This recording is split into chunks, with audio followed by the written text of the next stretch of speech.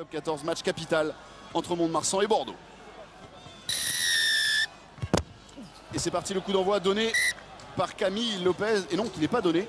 Je n'entends pas l'expression. Et bien voilà un match on refait. mal engagé, on va dire, avec ce coup d'envoi qu'a manqué Camille Lopez. Il a tapé dans le dos de l'arbitre. Effectivement, c'est Romain Poite qui en a perdu son micro d'ailleurs. On espère que ça ne nous privera pas des consignes arbitrales. Camille Lopez. Avec Connor qui était venu à hauteur. Attention, la belle passe ici pour Chalmers. Dans les 22 mètres, Adams maintenant, Camille Lopez avec le numéro 8, Rico, avec Clarkin, pardon. Non, attention, l'interception, on a réussi à récupérer ce ballon. En avant, avantage. Allez, situation un petit peu folle. Sur des turnovers. Ouais. Et en général, Mont-de-Marsan est plutôt adroit dans ce secteur de jeu. Ils arrivent à bien exploiter cette situation.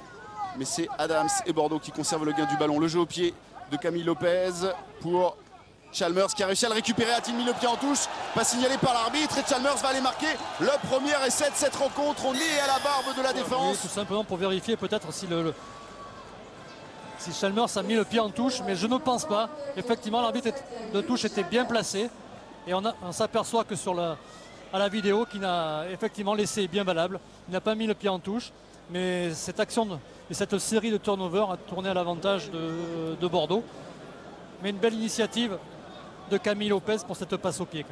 Alors, le réalisme bordelais qui s'exprime en ce début de rencontre. 0 essai sur les 2 derniers matchs, 179 minutes sans encaisser le moindre essai. Et bien, c'en est terminé. Maintenant, il faut absolument réagir, même si encore une fois ici, Aine Adams qui est en train de se faire la valise. Il a retrouvé AVI, son talonneur. Super fin de passe du demi-mêlée. Attention, Chalmers qui écarte sa passe aussi. Le petit coup de pied encore une fois, mais sur l'autre aile maintenant de Camille Lopez avec peut-être le deuxième essai. Ouais, il s'en est fallu d'un rien. C'était la première action où il attention le contre, Magnaval qui a été contré ici par Félix Le Bourris et ensuite ça peut prolonger au pied pour peut-être l'essai. Il était devant. Effectivement bien vu, Didier Taleboula 14 est devant. est parti devant. Non, je crois qu'ils ont tout intérêt à rebâtir quelque chose de collectif. Antoine Vignotsu qui est pris sur sa passe par Camille Lopez et Félix Le Bourris qui peut poursuivre au pied. Et cette fois on leur donne de nouveau. Et elle tient cette mêlée avec le départ de Mathieu Clarkin. Mathieu Clarkin, attention, il a échappé un premier package, la deuxième. C'est le deuxième essai de l'UBB. Super folle, on est dans la dernière minute, à moins de 40 secondes du coup de sifflet final. Mont-Marsan qui s'offre une balle de match. Le petit par-dessus, c'est peut-être bien joué. La couverture in extremis de Bordeaux. Bordeaux-Bègles s'impose ici à Mont-de-Marsan. 17 à 12 sur le terrain et notamment un certain Juan Martín Hernández qui donne le coup d'envoi de ce Cazenave. Il y a du monde. Pour Hook qui allonge sa passe pour Mafi, pour Charteris, le géant gallois qui peut décaler. Thomas Lolo et c'est l'essai du pilier tangé. Gagné par la mêlée du Racing. Maxime Machnou qui a pu l'extraire pour Hernandez qui sert à Estebanez qui essaie d'attaquer Piukala son vis-à-vis. Il reste debout. Il avance encore. Le centre international peut-être va-t-il le retrouver. Magnifique. C'est un superbe déboulé de Imhoff qui peut trouver peut-être Chavancy. Et finalement, c'est quoi? C'est un essai? Non, c'est un sauvetage catalan avec Guirado qui récupère. Et c'est ici que la différence va être faite par Estebanez qui réussit acrobatiquement à donner à Imhoff. Et malgré... Il y a ce beau coup de pied mais qui est là aussi freiné par le vent mais qui trompe aussi le défenseur avec Galindo qui a pu profiter du rebond. Janet qui fait parler ses cannes, Janet qui va au bout. C'est laissé peut-être Julien Janet, oui. Il n'a peut-être pas aplati, il y aura sans doute vidéo. Le ballon avant d'aplatir. Alors est-ce que peut-être il y a... Il n'y a pas touche. Non. Il n'y a pas touche. Mais est-ce qu'il a aplati? On a l'impression quand même que le ballon est aplati. D'accord.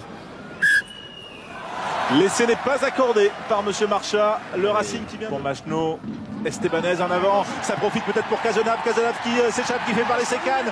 Pris, il va peut-être trouver du soutien à l'intérieur. Naraway qui réorganise pour reconstruire ce mouvement qui est arrêté. Le drop de Jensou qui passe. C'est peut-être le drop de la victoire pour Perpignan. Oui, elle est importante parce qu'ils sont allés la chercher au fond avec leur trip. Pouvoir donner le coup d'envoi de ce match.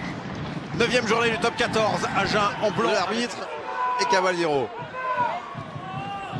Ouais, bien capté ce ballon. Le beau gars de Décory qui est reparti et qui peut redonner l'essai. Magnifique. Magnifique. Cette combinaison. On n'a cru qu'elle n'était pas droite. Retour intérieur dans l'intervalle. Lancé Décory qui passe les bras. à son soutien. Là, Et ballon capté. Loré. Barnard. Ouh, dans le tempo. C'est magnifiquement fait. Il faut sortir, Avec il faut Junior sortir Pelessassa extérieur. qui peut donner derrière le relais. Et ça peut y aller tout seul. C'est un Genève. Oh oui, il est bon. Alors est-ce qu'il Il est est bon. validé? il vient casser cette course et surtout retrouver l'extérieur pour aller chercher le soutien. Alors ça fait déjà 14-22.